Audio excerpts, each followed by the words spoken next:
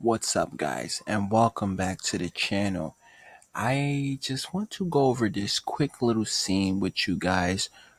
This is the scene where Nora pretty much confronts her mother, and I just thought, this was so awesome, and just the reaction on Iris's face was priceless. She had nothing to say in this scene. It just was like, oh shit, like she found out, like, yeah, I figured it out. You put that chip in me, and you've been dampening my powers. So I just wanted to also put that, clarification out there that Godspeed did not give Nora speedster powers. He pretty much unlocked her speed, if that makes sense to you guys, because of the dampening chip. He kind of just like, threw lightning, and it overrided the chip and caused the chip, to fail. And that is what triggered Nora's speed, because the chip was no longer active. So for everyone that is pretty much throwing out there, oh, that's how Nora got her speed from another speedster, that isn't her father. No, that was not the situation. As I said, once again, the unlocking of her speed was due to Godspeed throwing a lightning bolt at her and shortening out her dampening chip. So that is what unlocked her powers, and that is, the reason why she was able to, zip around out of controllably, because this was her first time using her speed. She hasn't had the time to, um, test out her speed and work on it, such as Barry did back in season one. He was fortunate enough to have, Cisco and Caitlin and Dr. Wells at his side to work on his speed, aka Eobard Thawne, aka the Reverse Flash. But as you can see, the point that I'm making is he had people to help him, control his speed and, how to maneuver and just, just working on it in general. So that is the reason why Nora, when she started out, she was just so clumsy, just like Barry. But, she had to figure it out on her own. And once again, one more last time, I'm going to say this. Her powers were not given to her by Godspeed. It was just unlocked. She had the dampening chip in her, and he shorted it out. So, without further ado, let's just play this actual scene because I want you guys to enjoy it as much as I did. And I felt like this was very much needed, in present time and in the future. I felt like she should have been confronted. Or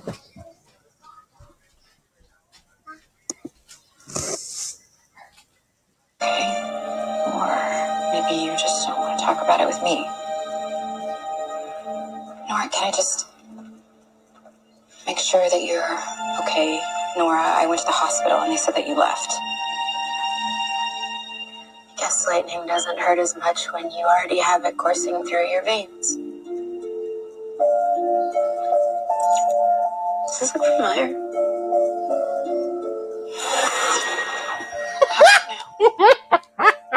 Nora, you found it before she died. You put this inside of me to dampen my powers? You lied to me my whole life. I know. Who else knows? Who else? Everyone. Everybody. Everyone that I love has been keeping this from me. Why? Because I told them to. What to do that?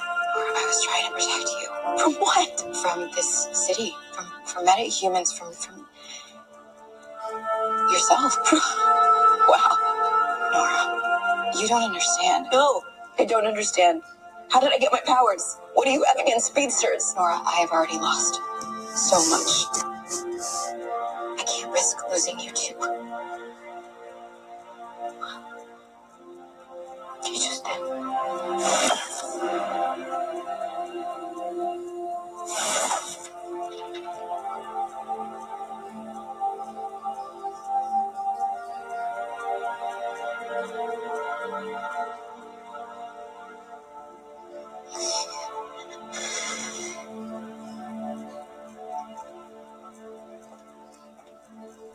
I'm gonna miss. Such a great scene, the chemistry between Jessica Parker Kennedy and Candace Patton was just very much on point. And I do want to say that here in the future, the condition game is on point. You would have thought that, maybe she's older, she would have lost some hair or gotten her hair cut, shortened or whatever, but she still have a full head of hair, with a couple of gray, like silvery strands in it. I do want to say that she does look better than any of the Arrow, counterparts, if that makes sense to you guys. You guys been watching Arrow and you've been seeing the flash forward scenes in 2040 and just looking at Dinah and Felicity and all them, it's just like, they kind of super exaggerated with the hair and makeup kind of situation. And sometimes when I just look at Dinah every time they show her, I'm just like, I'm sick of just seeing her hair and stuff like that. It's just like super exaggerated for no apparent reason, you know. Well, actually, there is a reason just to express that they are older and this is the future, but I just felt like they could have dialed it down some, But Iris, still looks good, I would hit that. um, but that was the scene I wanted you guys to see, basically. As I said, she confronted her mother, and it just like literally scared the shit out of her. She zipped right in front of her, just like, yeah, I'm a speedster. Now you got to deal with it. And now you just lost me because I literally just ran away from you. Um, and at that point, that should have been like the motivation for Iris to, not even keep so many secrets from her. Because even with the fact that she didn't know who, like her father probably was, that's what it seems like it's hinting at. Every time they, get to the point where they're about to mention Barry or something, or the death of Barry, it's just like a blank response. She, pretty much, she like stiffens up every time she has to, reference the fact that she lost Barry, just due to the fact that he's been out saving the world as the Flash. And, I'm just like, maybe she should have told her, what, your father was the Flash, blah, blah, blah. And now you see why I dampened your speed because I didn't want you to follow in the same footsteps as he did, because Barry always felt like he had to save the world. He had to be the one to sacrifice himself in order to make everyone else around him, prosper and live on.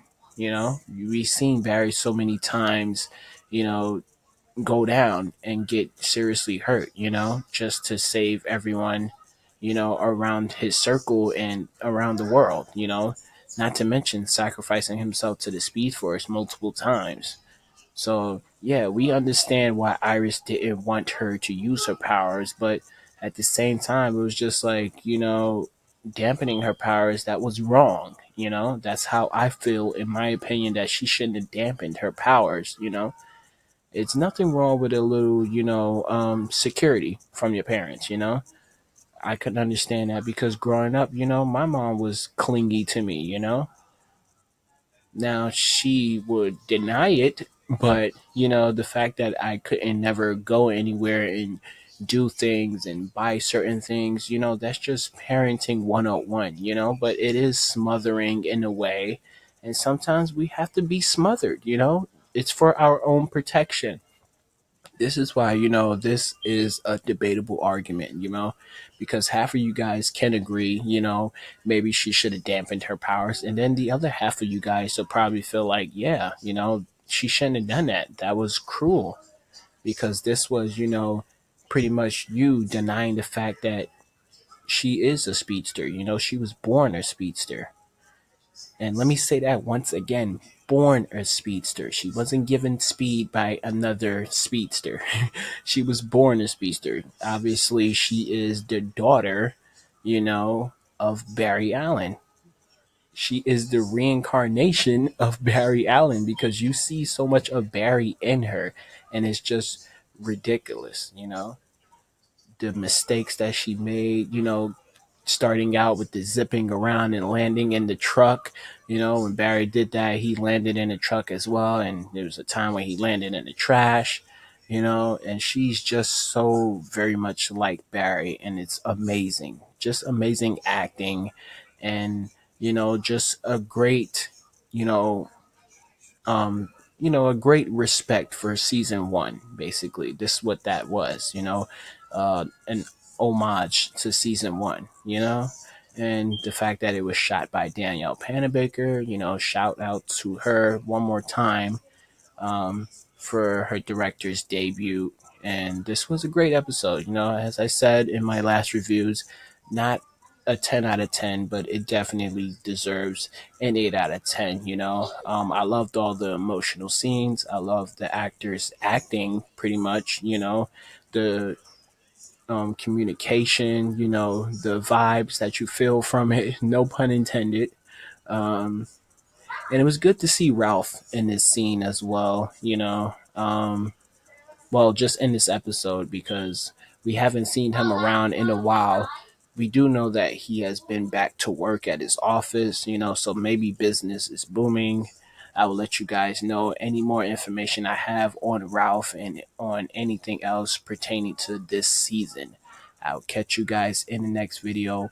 Make sure you are subscribed to my channel for more videos like this one, obviously. Leave a like at the end.